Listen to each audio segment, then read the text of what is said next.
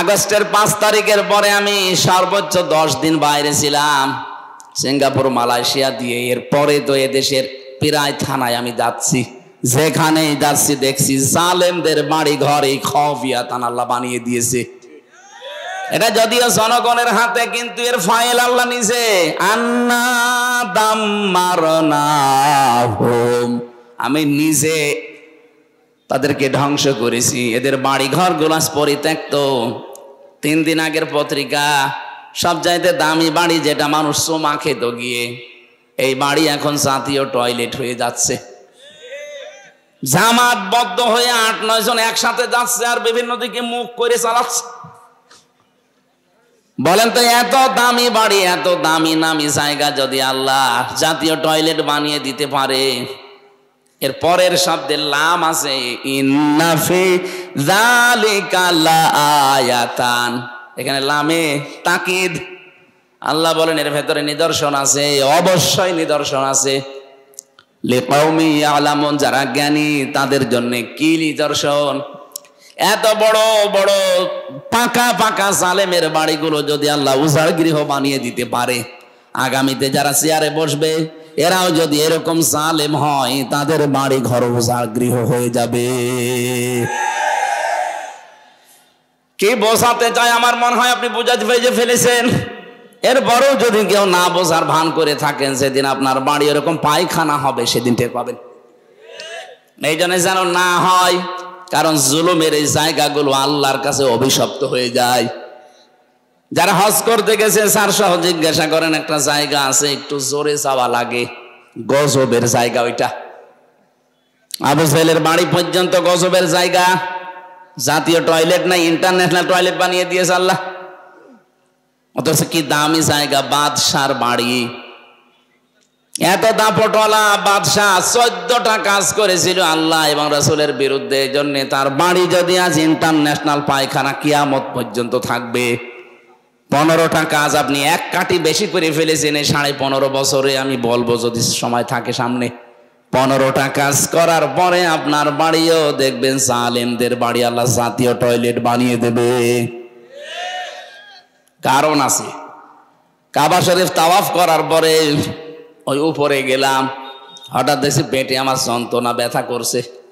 এক পুলিশকে ডাক দিয়ে বললাম, ইয়া সাদিক তাল, এ ভাই এদিকে আসেন, বন্ধু এদিকে আসেন। বলে কি? জিজ্ঞাসা করলাম আমার নিজের ওনার ভাষা দিয়ে, আমার পেটে তো ব্যথা করছে, এতক্ষণ তো ভালোই লাগছিল, ফার্মেসি কত দূর? আমার বলছে হাজিল হজ্জা তাই না বিলা দোকা। আজি দেশ কোথায়? যে তোমেন বাংলাদেশ। বাংলাদেশ থেকে এসেছি। আমারে বলছে হাজি জানেন না এটা কোন জায়গা? আমি না তো, আবু জাহেলের বাড়ি। আপনি এখনো পায়খানা না করে দাঁড়িয়ে আছেন, তাড়াতাড়ি করেন। পায়খানা করে এসে দেখি আমার পেটের ব্যথা ভালো হয়ে গেছে। আল্লাহ আমাকে জানাতে চাচ্ছে, হামজা এত টাকা খরচ করে আসলে আর এই শয়তানের বাড়ি পায়খানা না করে চলে যাবা? আমার তো মনে হচ্ছে আগামী থেকে বাইরের দেশ থেকে যারা আসবে, জালেমদের বাড়ি ঘরগুলো আল্লাহ এরকম টয়লেট বানিয়ে দেবে। না তো বলেন তো, 7 জন 10 জন করে একসাথে যাচ্ছে, অবশ্যই কোনো কারণ আছে। হয়তো কারো পেটে ব্যথা, অথবা কারো চাপ বেশি। কথা বলছে না কেন? জালেমদের জায়গাগুলো যেহেতু অভিশপ্ত হয়ে যায়, সত্যি সত্যি যদি কাজ করেন দেখবেন আপনি সুস্থ হয়ে গেছেন। আমার বাড়ি আপনার বাড়ি আবার যেন 5 বছর পরে এরকম জাতীয় টয়লেট হয়ে না যায়। আল্লাহ যেন আমাদেরকে বাঁচান এই জুলুম করা থেকে, বলেন আমিন। শব্দটা এত ভয়ঙ্কর শব্দ, জালেম যারা। কোরআনে কারীম আল্লাহ রাব্বুল আলামিন সূরা ইব্রাহিমে জানিয়েছেন, ওয়া আনযির বিহিল্লাযীনা ইয়াখাওয়ানযিরিন নাসা ইয়াওমা ইয়াতিহিমুল আযাব ওয়া আনযিরিন নাসা ইয়াওমা ইয়াতিহিমুল আযাব ফায়াকুলুল্লাযীনা যালামু রব্বানা আখিরনা ইলা আজালিন করিব নজিব দাওয়াতাকা ওয়া নাত্তাবিউর রাসূল আওয়ালাম তাকুনু আকসামতুম মিন ক্বাবলু মা লাকুম মিন যাওয়াল। বলেন আল্লাহু আকবার। এই আয়াতটা আরবিতে পড়লেই কেমন যেন আমার ভেতরে একটা কম্পন তৈরি হয়। বাংলাদেশের সাথে কত মিল। আওয়ালাম তাকুনু আকসামতুম মিন ক্বাবলু মা লাকুম মিন যাওয়াল। আল্লাহ পাক প্রশ্ন দিচ্ছেন, আরে ওরা কি বলতো না এর আগে যে আমাদের কোনো লয় নেই, ক্ষয় নেই, কোনো ধ্বংস নেই? 15.5 বছর যা বলেছে আল্লাহ মনে হচ্ছে 15.5 বছরে কোরআনে কারিমে ওইগুলোই দিয়ে দিয়েছে। সব কথার এক কথা আমরা যাই করি যেন জালেম না হই, মাজলুম হন। কারণ মাজলুমের পক্ষে আমার আল্লাহ, কিন্তু জালেমের বিপক্ষে আল্লাহ নিজে মামলা দেবে। ইন্নামাস সাবিলু আলাল্লাযিনা ইয়াযলিমুনান নাস। সূরা শুরার 42 নম্বর আয়াতের প্রথম অংশে আছে, অবশ্যই আমি আল্লাহ নিজে অভিযোগ দেব, মামলা দেব, কেস করব জালেমদের বিরুদ্ধে যারা মানুষ হয়ে মানুষের উপরে জুলুম করে। এখানে ইয়াজলিমুনাল মুসলিমুনা নেই, ইয়াজলিমুনা মুজারে, এরা লাগে নাস দিয়েছেন, মুসলিমুনা দেয়নি আল্লাহ। মানুষ হয়ে যদি কেউ মানুষের উপরে জুলুম করে এবং করবে, অনেকে এখন করছে না কিন্তু নিয়ত করে আছে যে করব, সুযোগ পাই, এরকম নিয়ত অনেকের নেই। অনেকে এই নিয়ত করে অলরেডি বসে আছে যে একটু বসি আগে দেখেন কি করি। এই জন্য ইয়াজলিমুনা দিয়েছেন। বর্তমান ভবিষ্যতে, ভবিষ্যৎ বলতে কিয়ামত পর্যন্ত মানুষ হয়ে যারা মানুষের অধিকার নষ্ট করে, তাদের উপরে জুলুম করছে, করবে, তারা মামলার আসামি হামজার। কার? আপনি টের পাচ্ছেন কত কঠিন শব্দ এটা? আল্লাহ নিজে মামলা দায়ের করবেন। মামলার বাদী যত বড় হয়, শক্ত হয়, মামলা কিন্তু ওই রকম কঠিন হয়ে দাঁড়ায়। আমারে যদি কোনো সলিমদ্দি মামলা দিত, আল্লাহর কসম 3 দিনের বেশি আমি থাকতাম না। কারণ আমি যে জায়গায় ছিলাম, ক টাকা লাগবে আপনার? আকিস গ্রুপ তো বাংলাদেশের 2-3 জনের ভেতরে একজন। আমি তো খতিব ছিলাম, যা চাইতাম ওরা তাই করতো। যে গাড়ি দিয়েছিল দেখেছিলেন না, কোটি টাকার উপরে দাম। একটা খতিবকে বাংলাদেশে এত টাকার গাড়ি দেয়, বাড়ি দেয়, কে দিয়েছে? ওরা সব করেছিল আমাকে দিন প্রচারের জন্যে। বলেছিল যা লাগে সব করব, শুধু দিনের কথাগুলো প্রচার করবেন। টাকা পয়সা যদি কেউ দেয়, ওগুলো মাদ্রাসা বানাবো, ওখানে দিয়ে দেবেন। আপনার যা লাগে আমরা দেব। এখান থেকে একটা মাসলা বলি, এই যে দিনের প্রচারক যারা, বিশেষ করে দায়ী ইলাল্লাহ, এটা যদি ইখলাসের সাথে কেউ কাজ করে, যারা আজ বাংলাদেশে নাম করা বড় বড় আলেমের নাম নিয়ে যে 1,50,000 না হলে আমি যাব না, এদের পিটানো দরকার। কোন জায়গায় পেয়েছেন ভণ্ডামি? একটা মানুষ চলতে কয় টাকা লাগে? আমার নামে যারা এগুলো করেছিলেন বা করছেন, যদি আমি দেখিনি কোনো জায়গায়, যদি পাই, আমি তো আজ পর্যন্ত কেউ 5 টাকা দিয়েছে না 2 টাকা দেখিও না। যার মাধ্যমে নিয়ে সে পকেটে যা দিয়ে দেয় তাই। যদি 5 লাখ দেয় ভালো, যদি 5 টাকা দেয় তাও ভালো। আমার 300 টাকাও দিয়েছে। 280 টাকা আমার খরচ। আমি ঝিনাইদহ শৈলকুপায় গিয়েছিলাম, যাওয়া আসা, তখন যেতাম ওই ভ্যানে, বাসে, করিমন, নসিমনি। 300 টাকা দিয়েছে, খাওয়া দাবার দিয়ে সব মিলে 280 টাকা আমার খরচ। 20 টাকা বেশি ছিল। আর এখন সেই জায়গায় 20,000 30,000 দিচ্ছে, আমার কত লাগবে টাকা? যদিও জালেমরা এই 3টা বছরে আমার বাবাকে একেবারে ধ্বংস করে দিয়েছে। আকিস গ্রুপের কাছে শুনলাম 32 লাখ টাকা নিয়েছে। বলেছে যদি টাকা না দেন, আপনাদের কাছে ছিল, আপনাদেরকেও জড়িয়ে দেব। ওরা ভয়তে টাকা দিয়েছে। 1-2 টাকা না। মালিক আমারে বলছিল কয়েকদিন আগে যে আমাদের কাছে 32 লাখের উপরে 35 লাখ চেয়েছিল, দিয়েছি, এরপরও বলছে আর টাকা দেবেন না। মানুষের টাকা পায়। আর আমার বাবারে বলেছিল এই যে নিয়ে গেলাম, যদি মামলা থেকে বাঁচাতে চান কালকে 10 লাখ দেবেন। গ্রাম্য মানুষও ভয়তে 8 লাখ দিয়ে দিয়েছে। আরে 3 বছরে কতবার মামলা হাইকোর্ট পর্যন্ত তুলেছে। একটা মামলা সিএমএম কোর্ট, জজ কোর্ট, হাইকোর্ট, কত টাকা লাগে জানেন? 32 বার তুলেছে মামলা। আমার 2 মামলায় যদি আমার মনে হয় 31-32 লাখ টাকা আমার বাবা চলে গেছে। আর এখন সেই মামলার আয়ু সেই ওসি কল দিয়ে বলছে হুজুর মাফ করে দিন। মাফ কিসের? আগে টাকা ফেরত দেন। মাফ করে দেব অসুবিধা না, আগে টাকা ফেরত দেন, এরপরে বলেন আস্তাগফিরুল্লাহ। কথা বলছেন এখন? শুধু আমার সাথে না, 15.5 বছরে যার সাথে যে অপরাধ করেছেন, সে জামাত বুঝি না, শিবির বুঝি না, বিএনপি বুঝি না, যার সাথে অপরাধ আপনি করেছেন তার কাছে আগে ক্ষমা চাবেন আর তার ক্ষতিপূরণ দিয়ে দেবেন। আপনি তার ক্ষতিপূরণ দেবেন না, 15.5 বছরে আপনার কারণে লোকটা উপরের চেয়ারে উঠতে পারেনি। কি এরকম মানুষ নেই দেশে? আপনার কারণে লোকটার ব্যবসা বন্ধ হয়ে গেছে, আপনি চাঁদাবাজি করেছেন, মিথ্যা মামলা দিয়ে, মিথ্যা সাক্ষী দিয়ে ওর জীবন থেকে 8-10 বছর ধ্বংস করে দিয়েছে। খুন, গুম আর আয়না ঘর তো আছেই। আমার ওই 10 দিনে আমি আয়না ঘরে যা দেখেছি, এত বড় বড় নখ হয়ে গেছে এক একজনের, এত বড় বড় নখ, মনে হচ্ছে যে দাড়ি গোপ চুল জঙ্গল থেকে আসতেছে। প্রতিদিন পাইনি, কয়েকদিন শুধু পেয়েছিলাম। এই মানুষগুলো এই নখ দিয়ে দেখতাম, এই খুশিয়ে খুশিয়ে লিখেছে দেওয়ালের সাথে, আর ভাঙা ভাঙা অক্ষরে লিখা আছে, ভাই কেউ যদি বাইরে যেতে পারেন এই নাম্বারে একটু বলবেন যে এই নাম্বারের লোকটা বেশি আছে। আর আপনি বলেন আমি কি করেছি যে আমার দেশ থেকে তাড়িয়ে দিল? আপনি তাড়িয়ে চলে গেছেন, বেঁচে গেছেন, যা করেছেন দেশের মানুষ জানে না। তাই আমি তো বের হয়েই বলতে চেয়েছিলাম, কিন্তু গোয়েন্দারা আমার বলেছে না, কিচ্ছু বলা যাবে না, যদি বলেন আবার নিয়ে আসবে। কিন্তু এখন তো আর নেই। এই কয়েকদিন আগে গোয়েন্দা বিভাগের প্রধান যিনি দায়িত্বে পেয়েছেন, উনি আমারে বলছিলেন মাহফিল যেখানে হবে বাংলাদেশের 56,000 বর্গ মাইলে কারো অনুমতি নেওয়া লাগবে না। কিসের অনুমতি নেওয়া লাগবে?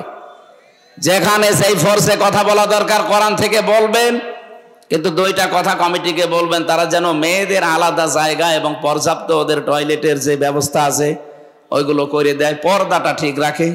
আর ছেলেদের যে জায়গাগুলো, এখানে আলোর ব্যবস্থা করতে বলবেন।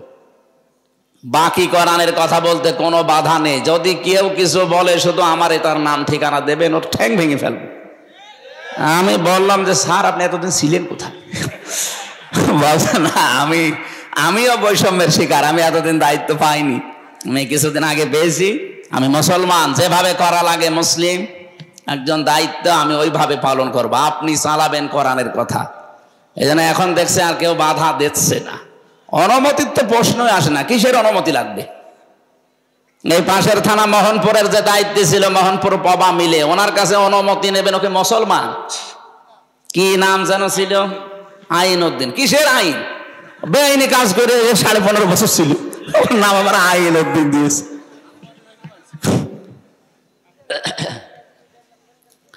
এই 15.5 বছরে যারা এমপি আর মন্ত্রী আর উপজেলা চেয়ারম্যান ছিল, যদি কেউ আমার সামনে বলেন সাবেক এমপি সাবেক মন্ত্রী, আপনার দাঁত মুখ খুলে ফেলবো।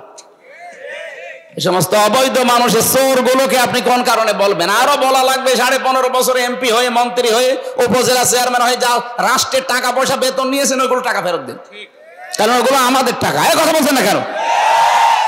বেগম পাড়া বানায়, সাহেব পাড়া বানায়, আর আমরা কি ঘাস কাটছি? টাকা ফেরত দেওয়া লাগবে, না তো কোনো মাপ নেই। এজন্য যার কাছে যে অপরাধ করেছেন তার কাছে যে স্বীকার করবেন আর তার ক্ষতিপূরণ দিয়ে দেবেন। আমার বাপকে বলে দিস যে এখন যদি কেউ আসে বলবা যে 32 লাখ টাকা দাও, এরপর আস্তাগফিরুল্লাহ পড়ো, কোনো অসুবিধা নেই। কয়েকদিন আগে আমি সিরাজগঞ্জ গোল চত্বরে হোটেলে খাবার খাচ্ছিলাম। তার প্রায় এই যে আগস্টের 10 দিন আগে, আগস্টের 5 তারিখে বিপ্লব, 10 দিন আগে মতো আমার এই বগুড়ায় মাহফিল ছিল। ওই ওসি আমার 2 কিলোমিটার তাড়িয়েছে এই ধানের ক্ষেতের ভেতরে, পা মা কেটে, অথচ কিচ্ছু না, উনি উঠতে দেবে না। এই আর জনগণ আমারে তুলবে, এই জন্য আমার একা পেয়েছে আমার আর ওই আব্দুল বাড়ি রশিদি, 2 জনেই সে এমন দৌড়, জীবনে আমি এরকম দৌড়াইনি।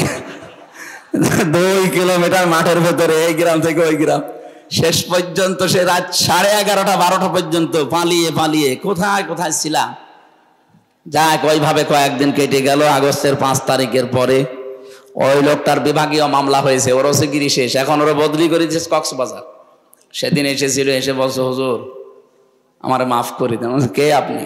বলছে আমি সে আবুল কালাম আজাদ, ওসি বগুড়া। আপনারই তো খুঁজছি। কি? বলছে মাফ করো না। মাফ করবো? ওই দিন যে গাড়ি আটক করে টাকা নিয়েছিলেন, ওই বাড়ি ভাইয়ের কাছে 1,13,000 টাকা ফেরত দেন।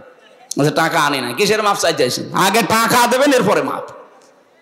শুধু আমি একা না, এ দেশের যত মানুষকে এভাবে নাসিহাল করা হয়েছে, কেউ মাফ নেই। আগে টাকা ফেরত দেন, ক্ষতিপূরণ দেন, এরপরে আপনি আস্তাগফিরুল্লাহ পড়েন। জালেমদের বিরুদ্ধে মামলা এই জন্য আমির হামসার না, সরাসরি কে দেবে? আমার মামলা যেহেতু বাদী ছিল সরাসরি, ওই যে পালিয়েছে উনি, তাছাড়া সাধারণ মানুষ হলে আমার আটকিয়ে রাখতে পারতো না, এই জন্য আমার হয়নি। লাল দাগ মেরে দিয়েছে মামুনুল হক আমির হামসা। যতবার তুলি আইনের কোনো বাধা নেই, কিন্তু না, হবে না।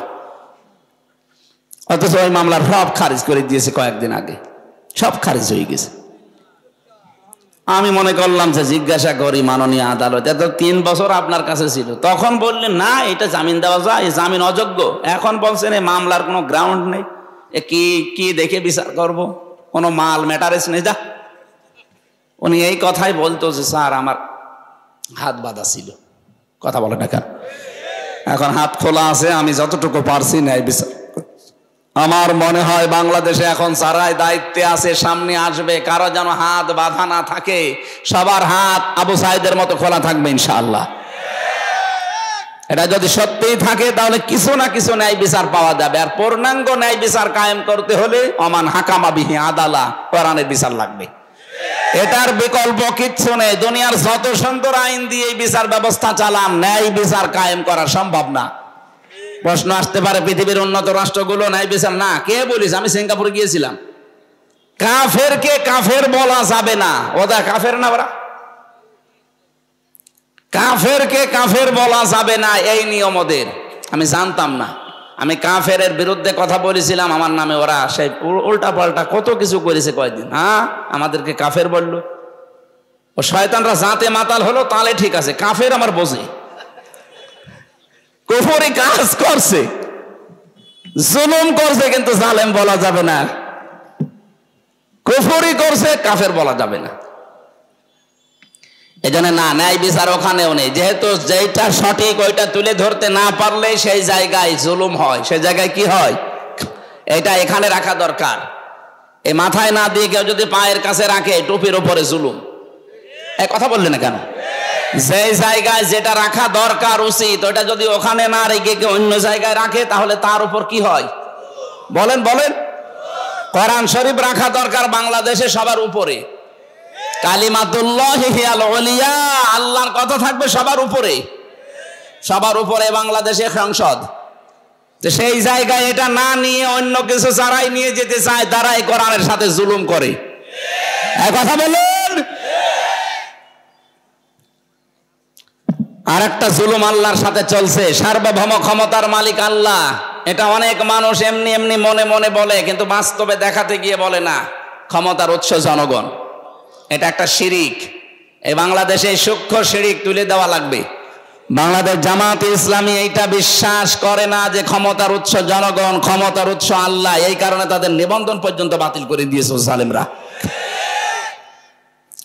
তারা আল্লাহর পরীক্ষায় উত্তীর্ণ হয়ে নিবন্ধন বাতিল হয়েছে, তারপরেও ডন্ট কেয়ার, কিছুই মনে করেনি।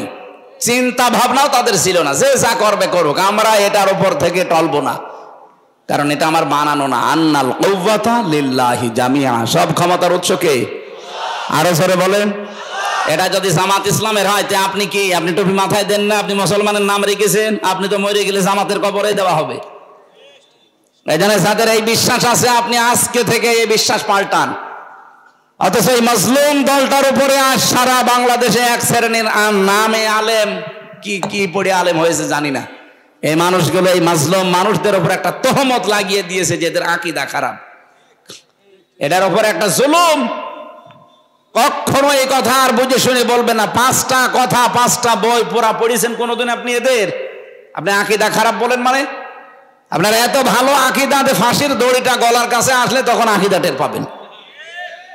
অথচ যে মানুষগুলোর বলেন আকীদা ভালো নেই, এ মানুষগুলো ফাঁসির দড়ি গলার কাছে নিয়ে 3 ঘন্টা ঘুমিয়েছে। আমার নিজের সাক্ষী, শহীদ মীর কাসেম আলী 3 ঘন্টা পরে যার ফাঁসি, কারারক্ষীকে বলছে ভাই আমি 2 ঘন্টা ঘুমালাম, তুমি 1 ঘন্টা আগে আমারে ডেকে দিও। অথচ তার দড়ি ফাঁসির গলার কাছে। তার ছেলেটা গুম হয়ে আছে, ব্যারিস্টার আরমান, তার বউ ওই সময় আইসিইউতে ছিল। এরকম কঠিন পরিস্থিতিতে যার 3 ঘন্টা আর 2 ঘন্টা ঘুমিয়ে কাটাতে পারে, আপনি পারবেন? বলতে যত সহজ মনে হচ্ছে, আমি তো নিজে প্র্যাকটিক্যাল, তাও পারবো না। তার ইমানটা কোন পর্যায়ে ছিল, আর আন্দাজে আকীদা খারাপ, ইমান ঠিক নেই, ভণ্ডামি করার জায়গা পান না। কখনো এই কথা জেনে শুনে বলবেন না। তা আকীদা ভালো নেই, আকীদা কি? আকীদার বই পড়েছেন আপনি? আকীদা খারাপ হলে মানুষটাকে পেতেন আপনি? একটা ফাজিল মাদ্রাসার অধ্যক্ষ উপাধ্যক্ষ খেলা করে পর্যন্ত গিয়েছে না?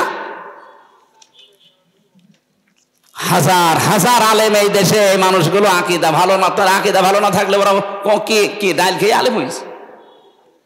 উল্টা পাল্টা কথা বলবেন না। যে মানুষগুলো লোকের খেয়ে, নিজের বাবার টাকা পয়সা হালাল খেয়ে যদি ওই পর্যায়ে যেত, তাহলে এই ফতোয়া দিত না।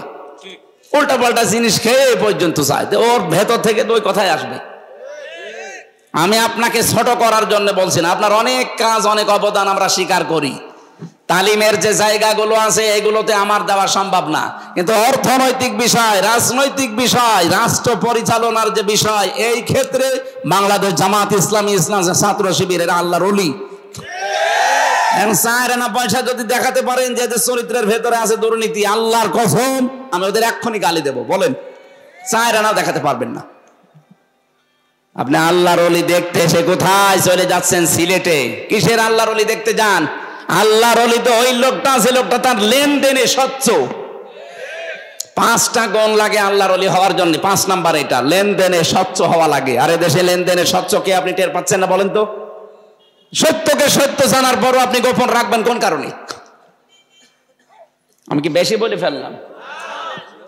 আপনি একটা কথা প্রমাণ করেন যে হ্যাঁ, এদের চরিত্রের ভেতরে কি কি খুঁত পেয়েছেন।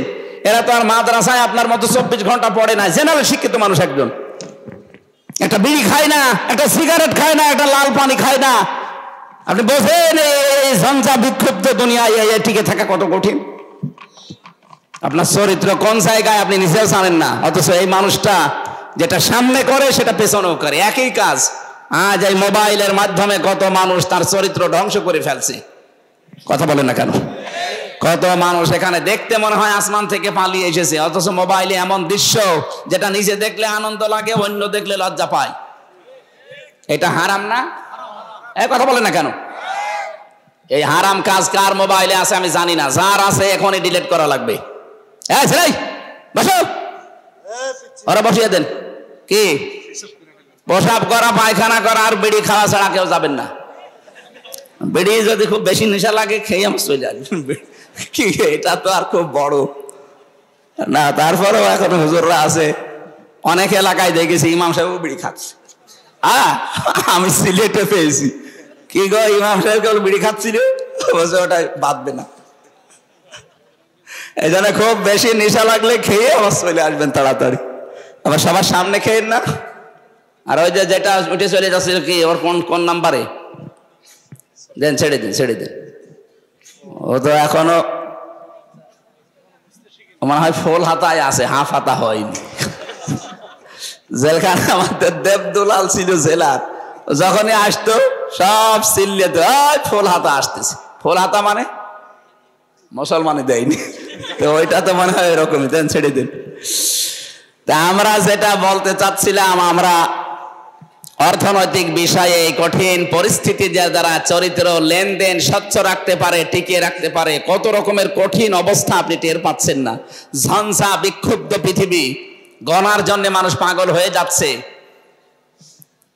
আমরা আমাদের মোবাইলটা একটু চেক করে নিজের ইমানকে প্রশ্ন করেন তো, আপনার আকীদা ঠিক আছে কিনা বলেন। আপনি যে প্রকাশ্য এবং গোনা গোপনে করে যাচ্ছেন, কেউ টের পাচ্ছেন না।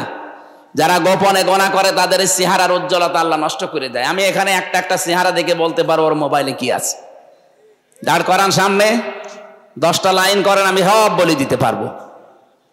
এমন কোন দৃশ্য যদি থাকে যেটা নিজে দেখলে আনন্দ পান, অন্য কেউ দেখলে লজ্জা লাগে, এক্ষুনি ডিলিট করা লাগবে, এক্ষুনি, সে যাই হোক। করেন, তাড়াতাড়ি করেন, ডিলিট করেন তাড়াতাড়ি, তারপরে ওয়াজ করবো। ডিলিট করবেন কিনা বলেন, হাত তোলেন তো কারা কারা করবেন। কি আছে মোবাইলে দেখে? হাত তুলে বসে আছেন মুরব্বী মানুষ, দাঁড়িয়ে মানুষ, নাউজুবিল্লাহ। শেষ না, গান আছে, ভালো গান রাখবেন, ইসলামী গান যেগুলো এগুলো রাখবেন, পরিমনের গান আবার রাখবেন না। আমার ভাইরা, কোরআনে কারিমের যেই কথা এ পর্যন্ত তুলে আনার জন্য বলেছিলাম, আল্লাহ পাক লা টান দিয়েছেন, ইন্না ফি যালিকা লায়াতাল লিকাউমিন ইয়ালামুন। এই কথাগুলো বলছে, ওজাড় গৃহগুলো তোমাদেরকে দেখালাম, জনশূন্য করে দিয়েছি। জালেমদের বাড়ি কেন? এদের শিক্ষা আছে। জ্ঞানী মানুষ যদি হয়ে থাকো, সামনে যদি কোনোদিন ক্ষমতার চেয়ার পাও, কখনো এই কাজ করবা না যেন তোমার বাড়িওয়ালা এরকম করে দেয়। আল্লাহ আমাদেরকে যেন নিজ হাতে বাঁচান, বলেন আমিন। আমরা একটা গ্রাম সম্পর্কে আয়াত পড়েছি, একটা গ্রামের উদাহরণ আল্লাহ উপমা দিচ্ছেন, দৃষ্টান্ত দিচ্ছেন। সূরা নমল 112 নম্বর আয়াত, খুব খেয়াল করে শুনবেন। আল্লাহ রাব্বুল আলামিন বলেন, দরাবাল্লাহু মাসালান ক্বরিয়াতান কানাত আমিনাতাম মুতমাইন্না। প্রত্যেকটি শব্দ থেকে আমরা শিক্ষা বের করব। এইদিকে তাকান। আল্লাহ বলেন, আমি দৃষ্টান্ত দিয়েছি একটা গ্রামের। তাফসিরে মুফাসসিরে গ্রাম সম্পর্কে তথ্য দেওয়ার যে আমি পড়ে দেখি, সেটা মক্কা নগরীকে তারা মিন করেছে, যে মক্কা নগরী এটা কানাত আমিনাতান মুতমাইন্নাতান। দুইটা বিষয় আল্লাহ বলেন সেখানে ছিল। এক নম্বরে নিরাপত্তা, 2 নম্বরে প্রশান্তি। এই শহরকে আমি আল্লাহ নিরাপত্তা এবং প্রশান্তি দিয়ে ভরে দিয়েছিলাম। ইয়াতিহা রিজকুহা রাগাদাম মিন কুল্লি মাকান, বিভিন্ন দিক থেকে রিজিক আসতো স্বাচ্ছন্দ্যে। তাদের যা প্রয়োজন ছিল রিজিক গুলো বিভিন্ন লাইন দিয়ে, ইয়ামেনের নাম আছে, সিরিয়ার নাম আছে, কাতারের নাম আছে, আশপাশের রাষ্ট্র থেকে আসতো। আল্লাহ পাক বলেন, ফাকাফারাতে বিআনউমিল্লাহ। এই যে কতগুলো নিয়ামতের কথা বললাম, একটা আমানা নিরাপত্তা, 2 নম্বরে মুতমাইন্না প্রশান্তি, নির্মল একটা পরিবেশ, 3 নম্বরে বিভিন্ন জায়গা থেকে রিজিক এসে তাদেরকে স্বাচ্ছন্দ্যে চলাফেরা করার গ্যারান্টি। কিন্তু এই মানুষগুলো যখন আল্লাহর নিয়ামতের সাথে কুফরি করা আরম্ভ করেছে, কুফরের ধরনগুলো আমি যে 15টা বলেছিলাম, বলবো ইনশাআল্লাহ, ওই জামানায় 14টা ছিল।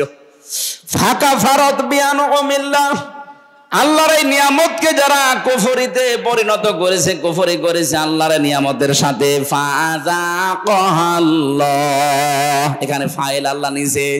আল্লাহ পাক বলেন, আমি তখন তাদেরকে মজা চাকালাম, স্বাদ গ্রহণ করালাম, লিবাসাল জুই ওয়াল খাউফি, শাস্তি হিসাবে 2টা পোশাক পরিয়ে দিলাম, একটা ক্ষুধার, 2 নম্বরে ভয়ের, বিমা কানু ইয়াসনাউন, কারণ তারা এই কাজগুলো করেছিল।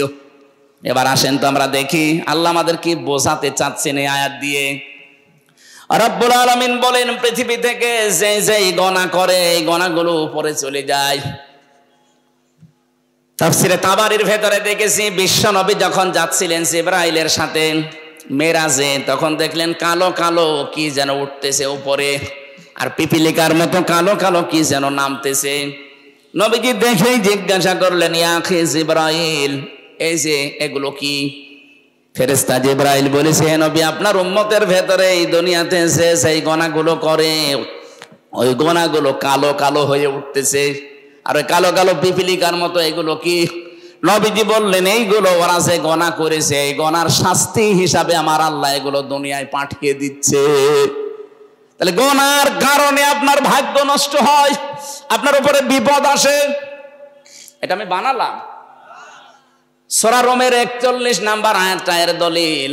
যাহারাল ফাসাদু ফিল বাররি ওয়াল বাহরি বিমা কাসাবাত আইদিন নাস লিইউযিকাহুম বা'দাল্লাযী আমিলু লা'আল্লাহুম ইয়ারজিউন। জলস্থলে যে বিপদ আপদ মুসিবত গুলো দেখতে পাও, একটাও আমি আল্লাহ নিজের ইচ্ছায় পাঠাই না, সব তোমাদের হাতের কামাই। যা করো ওইটাই উপরে চলে যায়, ওখান থেকে শাস্তি হিসাবে আমি আল্লাহ পাঠাই। কেন পাঠাই জানো? লিইউযিকাহুম, তোমাদেরকে আমি স্বাদ চাকাতে চাই। লিইউযিকাহুম বা'দাল্লাযী আমিলু, কিছু আমলের কিছু কাজের স্বাদ আমি চাকাতে চাই। আমি চাইলা আল্লাহুম ইয়ারজিউন, তোমরা ফিরে আসবে। কিন্তু আমি আল্লাহর এই আশাটা পূরণ হয় না দেখি তোমরা আরো উল্টা বুঝে এ অপরাধ চালাতেই থাকো। এই জন্য জনপদের লোক, এই যে কারিয়া মানে জনপদ, গ্রাম। ওয়ালাউ আন্না আহলাল কুরা আমানু ওয়াত্তাকাউ লাফাতাহনা আলাইহিম বারাকাতিম মিনাস সামাই ওয়াল আরদ। এই পৃথিবীতে জনপদের লোকেরা, গ্রামের লোকেরা যদি ঈমান আনে আল্লাহর প্রতি, ঈমানের দাবি অনুযায়ী যদি তাকওয়া অবলম্বন করে, ভয় নীতি এগুলো করে, আমি আল্লাহ লাফাতাহনা সুপারলেটিভ ডিগ্রি দিয়ে বলছেন গ্যারান্টি দিলাম। গ্যারান্টি কার? লাফাতাহনা, আমি নিজে খুলে দেব বারাকাত। বহু বচন দিয়েছেন, একটা দুইটা না, বারাকাতিম মিনাস সামাই ওয়াল আরদ, আকাশ আর জমিনে যত বরকতের দরজা সব খুলে দেব। এই খুলে দেওয়ার জন্য ফেরেশতা লাগবে না, আমি আল্লাহ নিজের কুদরত দিয়ে খুলে দেব। সুবহানাল্লাহ বলতে পারেন না? এবার আসেন তো আমরা কি পাঠাচ্ছি আর আল্লাহ আমাদের জন্য কি পাঠান। আমিনাতান মুতমাইন্নাতান, এক নম্বরে ওই গ্রাম যেটা কাবা শরীফ মক্কা শরীফের নাম আছে, এ প্রথম নাম্বারে তার নিদর্শন ছিল, সেটা ছিল নিরাপত্তায় বেষ্টিত।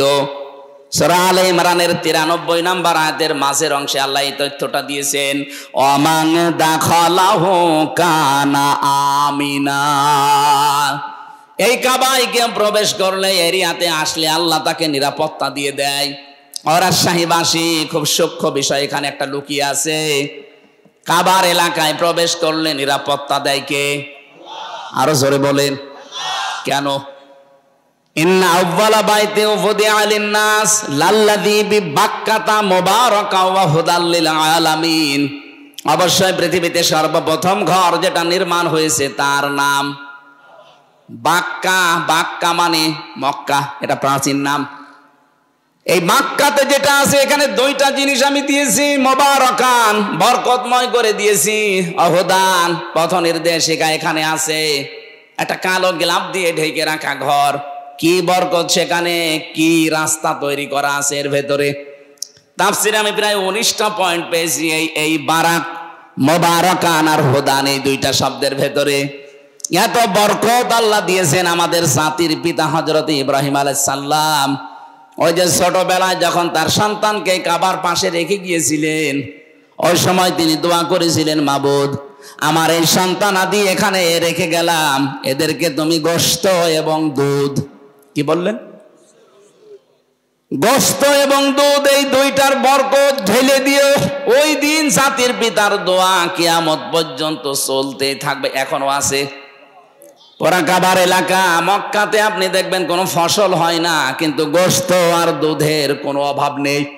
উটের গোশত বলেন, ছাগলের গোশত বলেন, দুম্বার গোশত বলেন, ভেড়ার গোশত বলেন, আর দুধ যাদের নাম বললাম এদেরও দুধ হয়। উটের দুধ, ছাগলের দুধ, গরুর দুধ, মহিষের দুধ, যাই বলেন।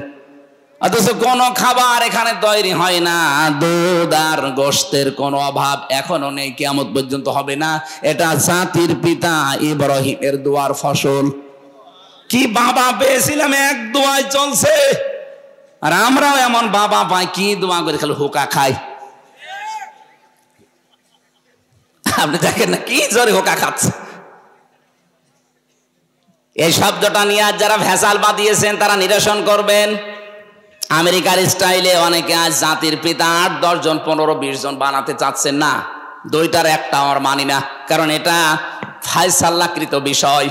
জাতির পিতা একজন, তার নাম ইব্রাহিম, এটা আল্লাহ বানিয়ে দিয়েছেন। মিল্লাতা আবিকুম ইব্রাহিম হুয়া সাম্মাকুমুল মুসলিমিন। তোমাদের জাতির পিতা ইব্রাহিম, কারণ তিনি তোমাদের নাম মুসলমান রেখেছেন। এখানে হুয়ার ফাইল হয় আল্লাহ না ইব্রাহিম। কি হুজুর, ফাইল আমি দুইটা পেয়েছি, হয় আল্লাহ আমাদের নাম মুসলিম রেখেছেন, অথবা আমাদের পিতা যিনি জাতির পিতা ইব্রাহিম নবী, এই নামটা আমাদেরকে দিয়েছেন। কি সুন্দর বাবা, দেখেন তো, অর্ধবোধক একটা নাম সন্তানের রেখে দিলেন, মুসলিম, আত্মসমর্পণকারী।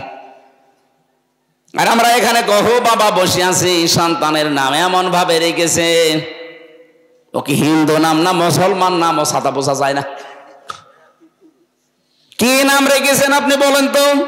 কি কিসের নাম রাখলেন আপনি? একদম মুসলমান দাবি করছেন, আর ছেলের নাম মেয়ের নাম ও কি হিন্দু না মুসলমান? বোঝা যাবে না। বলে না ওনারা জেনারেল শিক্ষিত, বুঝতে পারে না। আরে ভাই, জিয়াউর রহমান জেনারেল শিক্ষিত মানুষ ছিল না? কি সুন্দর নাম দেখেন তো ছেলে দুইটার, আরাফাত, তারিক। তারিক জিয়া বলেন, তারিক রহমান বলেন, একই বিষয়। আরাফাত রহমান, আরাফাত জিয়া যাই বলেন, কি সুন্দর অর্থবোধক নাম। ও জেনারেল শিক্ষিত মানুষ নাম রাখলো কি করে? আর আপনি বলেন আমি জেনারেল শিক্ষিত, কি রাখবো? পুতুল না জয়? আমি টের পাইনি। টের পাননি মানে?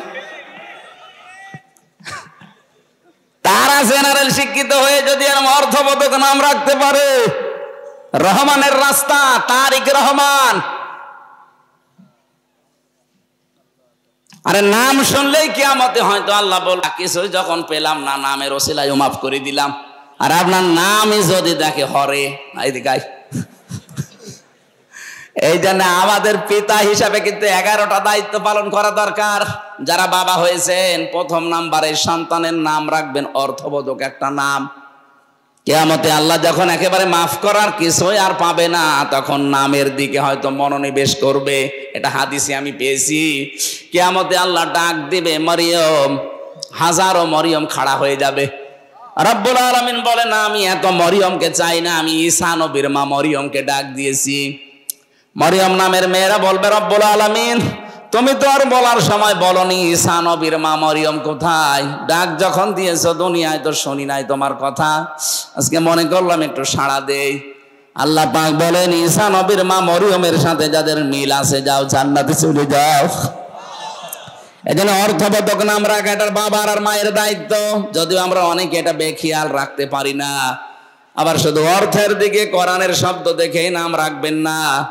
সেদিন বলেছিলাম না, একজন কুষ্টিয়ার বড় বাজারে নাম রেখেছে মিহাদ স্টোর। কি গো, কি এ নাম কার? বলছে আমার ছেলের নাম। মিহাদ মানে কি? বলছে কোরআনে পেয়েছি বিসাল মিহাদ। আরে বেটা, নিকৃষ্ট জায়গা জাহান্নামের, এটা নিকৃষ্ট জায়গা। এই জন্য অর্থবোধক নাম রাখবেন। আমি যেটা বলছিলাম, আমাদের জাতির পিতা একটা দোয়া করেছিলেন, আল্লাহ এই নিরাপত্তার শহরে তুমি গোশত এবং দুধের কোনো অভাব কিয়ামত পর্যন্ত দিও না। আল্লাহ দেবেও না। এই জায়গাটা যে এমন নিরাপদ, অথচ এর এরিয়ার বাইরে আপনি যাবেন, সেখানে ডাকাতি আছে, সেখানে ছিনতাই আছে, চুরি আছে, কিন্তু কাবার চত্বরের ভেতরে কোনো ছিনতাই নেই, নিরাপদ। বাবার হত্যাকারীকে দেখার পরও মানুষ ছেড়ে দিতে বলে না, এই জায়গায় কিছু করা যাবে না। আল্লাহ বলেন, আমাং দাখালাহু কানা আমিনা, পুরা জায়গাটা আমি নিরাপত্তা চাদর দিয়ে ঢেকে রাখলাম। বাংলাদেশ তো আর কাবা শরীফ না, কি এটা কি কাবা শরীফ? তাহলে এই জায়গা যদি নিরাপদের শহর বানাতে হয়, এটা তো 6010 কিলোমিটার দূরে। বাংলাদেশটা সেই সৌদি আরব থেকে 6000 কিলোমিটারের উপরে। এই জায়গাটা, এই 56,000 বর্গ মাইলের দেশটা যদি আন্তর্জাতিক বিভিন্ন যে চক্রান্ত চলছে, ষড়যন্ত্র চলছে, বিশেষ করে আমাদের প্রতিবেশীদের, এদের এই চক্রান্ত থেকে বাঁচাতে শান্তি, স্বস্তি, নিরাপত্তা দিয়ে যদি ঢেকে রাখতে হয়, কাবা শরীফের এরিয়ার মতো অবশ্যই কোনো কাজ আছে। কি? সূরা আনামের 82 নম্বর আয়াতে আল্লাহ এই কাজটা দিয়েছেন। আল্লাযীনা আমানু ওয়া লাম ইয়ালবিসু ঈমানাহুম বিযুলমিন উলাইকা লাহুমুল আম ইলা আখিরি আয়া। আল্লাহ পাক বলেন, যারা ঈমান আনবে জনপদের, আর ঈমানের সাথে জুলুমকে মিশ্রণ করবে না। এখানে জুলুম মানে শিরিক। জুলুম মানে কি? বলেন বলেন। যারা ঈমানের সাথে শিরিককে মেশাবে না, উলাইকা লাহুমুল আমন, এরাই আমানতে, আমানার হকদার। এখানে নিরাপত্তা, আমান মানে হক, নিরাপত্তার হকদার এরাই আমি আল্লাহর পক্ষ থেকে। 56,000 বর্গ মাইলকে যদি নিরাপত্তা চাদর দিয়ে ঢেকে রাখতে হয়, সে যে কোনো শত্রু থেকে, অবশ্যই দেশে শিরিক মুক্ত দেশ গড়া লাগবে। অথচ 15.5 বছরের শিরিকের কারখানা তৈরি করেছিল। প্রতিষ্ঠান থেকে শুরু করে এমন কোন জায়গা ছিল না যেখানে শিরিক নেই। মোড়ে মোড়ে মূর্তি তৈরি করার মাধ্যমেও শিরিক। কথা বলেন না কেন? এত টাকা বাজেট করে করে খরচগুলো করেছিলেন, কি হলো? একটা দিনও তো যায়নি। কুষ্টিয়ার 5 রাস্তার মোড়ে যেটা বানিয়েছিল ছাতা এত শক্ত যে ভাঙা যাচ্ছিল না, শেষ পর্যন্ত ক্রেন নিয়ে এসে ভেঙেছে ব্যাকো দিয়ে। কি শক্ত, টেকে নাই। এখন ওই জায়গায় শহীদ চত্বর নাম দিয়েছে, কারণ 14 জন এক জায়গায় মারা গেছে ওই জায়গাটায়, আর 2 জন মারা গেছে বাড়িতে যাওয়ার পথে। এই 16 জন, এই জন্য ওই চত্বরটার নাম এখন আর বাবা চত্বর নেই, নাম দিয়েছে এখন শহীদ চত্বর। আল্লাহর 99টা নাম চারিদিকে খোদাই করে করে লিখে সাইনবোর্ড টাঙিয়ে দেওয়া হচ্ছে যে এটা শহীদ চত্বর। কিয়ামত পর্যন্ত হয়তো এইটা থাকবে না, কিন্তু পরিবর্তন হয়ে গেলে আগামী প্রজন্ম আবার আল্লাহর নামগুলো লিখে দেবে। কথা বলে না কেন? মানুষ কুষ্টিয়ার শহরে ঢুকতেই দেখবে যে আল্লাহর নামগুলো চোখে পড়লেই যদি বলে ইয়া রহমানু, একবারে 10টা নাকি হয়ে যাবে। আর যদি দেখতো যে দাঁড়িয়ে আছে আল্লাহর ওলি, ও দেখলেই বড় দোয়া করতো যে আর কাজ পাওনি। এই জন্য আমাদের দেশকে যদি শান্তি, আমরা নিরাপত্তার চাদরে ঢেকতে চাই, শিরিক মুক্ত এই দেশ গঠন করা লাগবে। যারাই কাজ করছেন শিরিক মুক্ত হওয়ার জন্য কাজ করেন। আমি তো একটা বললাম, জনগণ ক্ষমতার উৎস না। যারা বিশ্বাস করেন তারা শিরিক করছেন, আর শিরিক যারা করে তারা মুশরিক। কথা বলেন না কেন? যারা এই বিশ্বাস করে ক্ষমতার উৎসকে বলেন, তারা একেবারে সব কিছু ছেড়ে দিয়ে কাজ চালান। এইটাই যেন বাংলাদেশে কায়েম করতে পারি যে ক্ষমতার উৎস জনগণ নয়, ক্ষমতার উৎস আমার আল্লাহ। ডাইরেক্ট ইনডাইরেক্ট মিলে 903 জায়গায় আয়াতটা আল্লাহ দিয়েছেন, লিল্লাহি মুলকুস সামাওয়াতি ওয়াল আরদ কুলিল্লাহুম্মা মালিকাল মুলকি তুতিল মুলকা মান তাশা। ডাইরেক্ট এত আয়াত থাকার পরও এদেশের মুসলমানরা কেন এটা মানতে চায় না আমি বুঝি না। আরে ভাই, কোরআনের চোখ আমি লাগিয়ে দেখতে পাচ্ছি আপনি মুশরিক। আপনি মারা গেলে আপনার জাহান্নামী স্থান হবে, জান্নাত হারাম হবে। কি করবেন? নামাজ পড়ে রোজা রেখে বাঁচাতে চায় আপনি, না বাঁচিয়ে দৌড় দিচ্ছেন জাহান্নামের দিকে। ফিরে আসেন। পৃথিবী যেহেতু 100 বছর পরে এখানে আমরা কেউ থাকবো না, সব চলে যাব মাটির নিচে। নতুন মানুষ এখানে আসবে। শিরিক করেন, বেদাত করেন, কুফরি করেন, যার জন্য যা করে সম্পদ অবৈধ রেখে যাচ্ছেন, ভুল করছেন আপনি। আমার এই ছোট্ট গানে বলে ভুল করছি আমরা, কারণ এখান থেকে যদি 200 বছর পরে ইসমাইল সাহেব আবার এই জায়গায় ফিরে আসে, এই বেলঘরিয়া মাদ্রাসায় এসে যদি বলে মাদ্রাসার আমি ভাইস প্রিন্সিপাল ছিলাম, এই ভবন আমি বানিয়েছি, এই বাড়িটা আমার বাড়ি, আমার মনে হয় 200 বছর পরে যারা এখানে পড়বে, এই বাড়িতে যারা থাকবে, তারা ওনারে ঢুকতেও দেবে না। বলে কিসের ইসমাইল আপনি? আপনার যদি থাকার জায়গা না থাকে ওই মসজিদের বারান্দায় রাত থেকে চলে যান, অথচ ওই লোকটা এখানকার মালিক ছিল। কথা বলছেন না কেন? এই বাড়িটা বানাতে সে বৈধ অবৈধ দেখেনি। বাবা শাহজালাল সব হালাল বলে কামাই করিস, অথচ তার পরবর্তী 3 প্রজন্ম, তার ছেলের ছেলের ছেলের ছেলে, মাত্র 3 প্রজন্ম পরে ওনারা চিনবে না। এই তো দুনিয়া। এইটার জন্য যেন আমাদের বিশাল আখিরাত আমরা নষ্ট করে না ফেলি। বলেন আমিন। এরকম পাগল দুনিয়ায় কেউ আছে না? মানে আমরাই তো না, মানে বলছেন না। বোনের জমি ফাঁকি দিয়ে, ভাইয়ের জমি ফাঁকি দিয়ে আপনি পাগলামি করছেন। ওই জমি আপনাকে জাহান্নামে নেওয়ার জন্য কাল হয়ে দাঁড়াবে। বলেন নাউজুবিল্লাহ। এজন্য জ্ঞান থাকতে কারো মালের দিকে হাত বাড়াবেন না। রব্বুল আলামিন বলেন রিজিকের জন্য এগুলো করো তো, ইয়াতিহা রাগাদাম মিন কুল্লি মাকান। তোমাদের রিজিক আমি আল্লাহ যেভাবে নিয়ে এসে দিয়েছিলাম, বাংলাদেশের তুলনায় বিশ্বের অনেক দেশে আমি তো ঘুরলাম, কত বড় বড় বিশাল দেশ, অথচ জনগণ এত বেশি নেই।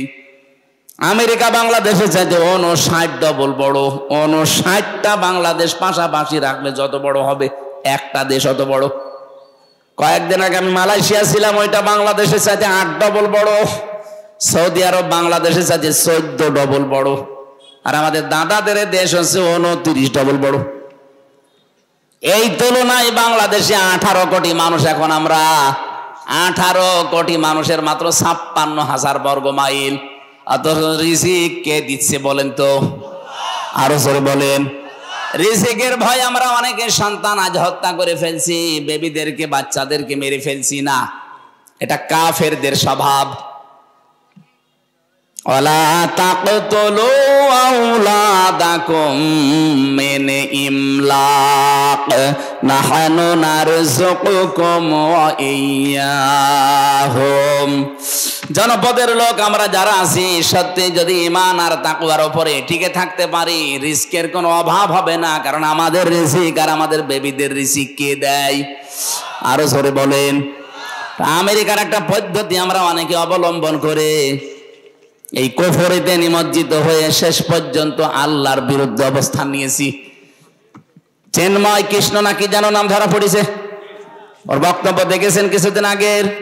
ও বলেছিল বাংলাদেশে আমরা সংখ্যালঘু, এজন্য আমাদের জন্ম নিয়ন্ত্রণ লাগবে না, আমরা সন্তান বাড়াবো যেন মুসলমান আমি বেশি হয়ে যায়। আরে ভাই, এটা 96% মুসলমান। কত ভাগ? আর আপনারা 4 ভাগও না, কারণ এখানে বৌদ্ধ আছে, খ্রিস্টান আছে, ইহুদি আছে এবং আপনারা আছেন, সব মিলে খুব বেশি হলেও দেখবেন 2.5 ভাগ, আর আমরা 96 ভাগ। আমাদের সমানে আসতে কমপক্ষে কিয়ামত হয়ে যাবে। কয়টা জন্মাবেন? আমরা কি বসে আছি? এজন্য আল্লাহর উপরে যাদের বিশ্বাস, রিজিক আসবে। আল্লাহর এই অবাধ্য কাজটা আমরা যেন না করি, বেবিদেরকে, বাচ্চাদেরকে, বাবুদেরকে যেন আমরা ধ্বংস করি না ফেলি। আল্লাহ পাক বলেন, এই মানুষগুলো যখন আল্লাহর এই নিয়ামত, শান্ত, শিষ্ট, নির্মল এই শহরে বসবাস করার পরেও যে মানুষগুলো জুলুমের পথ বেছে নিয়েছিল, ওই জামানায় আল্লাহর বিধানে হাত দিয়ে সীমা লঙ্ঘন করেছিল। বিশেষ করে ওই জামানায় নবীদের উপরে তারা অত্যাচার চালিয়েছে। আমার নবী মুহাম্মদ রাসূলুল্লাহকে পর্যন্ত দেশে থাকতে দেয়নি, তাকে পর্যন্ত তাড়িয়ে দিয়েছিল।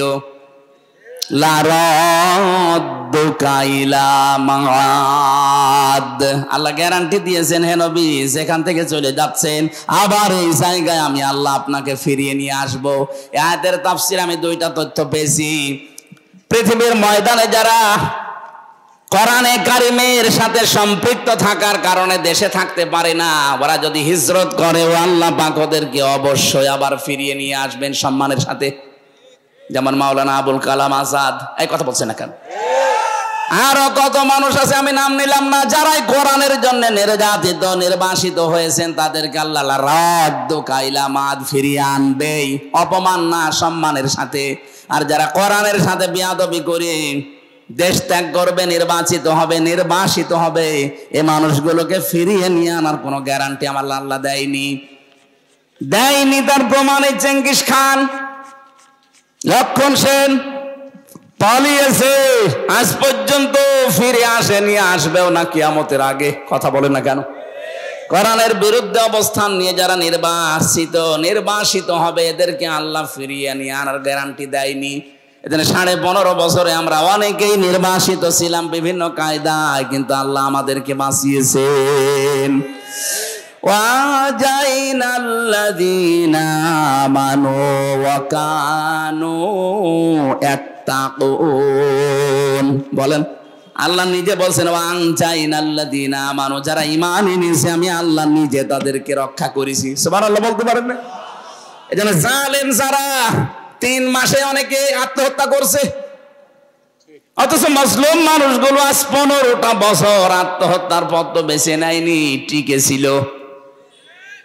কিয়ামত পর্যন্ত যদি মুসলিমদের উপরে কেউ জালেম করে থাকে, আল্লাহ নিজে তাদেরকে দাঁড় করিয়ে রাখবে। ওয়াং জাইনার ফাইল আল্লাহ নিজে। এজন্য আমরা সাবধান হব। কুফরের মাধ্যমে নবীর এখন নেই, নবীদের ওয়ারিসরা আছে, তাদের সাথে আপনি মাজায় দড়ি দিয়ে আদালতে টানতেন। এই যে আমার মাজায়ও দড়ি দিয়েছিল, শুধু দড়ি দিয়ে, হাতে হ্যান্ডকাপ দিয়ে, পায়ে দিয়েছে ডান্ডা বেড়ি। মাওলানা রফিকুল ইসলাম খানের মতো একটা মুরব্বী মানুষ আমারে মাঝে মাঝে বলতো, হামজা দেখো আমি একটা মুরব্বী মানুষ, আর আমার মাজায় দিয়েছে দড়ি, আমার পায়ের সাথে ডান্ডা বেড়ি দিয়েছে। তাও 1 পায়ে দিলে হয়, 2 পায়ে ডান্ডা বেড়ি দিয়ে, আবার মাজায় দড়ি, হাতে হ্যান্ডকাপ দিয়ে টেনে নিয়ে যাচ্ছে, মানুষের গরু নিয়ে যাচ্ছে। মানে একটা আলেম মানুষ না, এক কথা বলছেন না কেন? ওনার নামের আগে দেখবেন মাওলানা আছেন, কামেল পাশ, মাওলানা রফিকুল ইসলাম খান। আপনি আমার মতো ছোটখাটো হুজুরকে দিলেন, সে তো হুজুরদের উস্তাজ। এদেশে আলেমদের যে সংগঠন আছে, ওলামা পরিষদ আছে, তার সভাপতি তিনি। আর তার মাথায় আপনি দড়ি দিয়ে, হাতে হ্যান্ডকাপ দিয়ে, তাও ডান্ডা বেড়ি, খুব কষ্ট পেয়েছে লোকটা। কাশিমপুর থেকে আদালত পর্যন্ত বেনা 3.5-4 ঘন্টা সময় লাগে। এত সময় ওনারে বেঁধে নিয়ে আসা লাগবে কেন? উনি কি পালিয়ে যাচ্ছে? আলেমদের উপরে জুলুম করার কারণে আল্লাহ পাক বলেন ফাআযাকাল্লাহ লিবাসাল জুই ওয়াল খাউফ, দুইটা শাস্তি নাজিল করব তাদের মজা চাকানোর জন্য। 1 নম্বরে তাদের ক্ষুধা দুর্ভিক্ষ দেব। তাকান এখন ওদের ক্ষুধা আছে না নেই? যেই কয়জন আদালতে দেখতে পাচ্ছেন ক্ষমতা চিরস্থায়ী না, আদালতে নেওয়ার সময় মনে হচ্ছে কত রকমের ক্ষুধা ওদের ভেতরে। 2 নম্বরে ভয়, চেহারার ভেতরে ভয়ের ছাপ আল্লাহ তৈরি করে দিয়েছে। বিমা কানু ইয়াসনাউন, কারণ তারা এতদিন এই কাজ কারবার করেছিল। আল্লাহ আমাদেরকে যেন এই আয়াতের যে মূল শিক্ষা, আল্লাহর অবাধ্যতা করে জো এবং খাওপ, এই দুইটা যেন চাপিয়ে না দেয়। যদি একবার দুর্ভিক্ষে পড়ে যায়, আমরা কিন্তু একবারে গণহারে মরব। সামনে যারা আসবেন তারা যেন, বিশেষ করে আল্লাহওয়ালা যারা নবীদের ওয়ারিস, তাদের সাথে বেয়াদবি করবেন না। আপনি নিজের কপালে নিজে আগুন লাগাবেন। আল্লাহ আমাদেরকে বাস্তবে আয়াতটা প্র্যাকটিক্যাল লাইফে যেন সেট করে দেন, বলেন আমিন।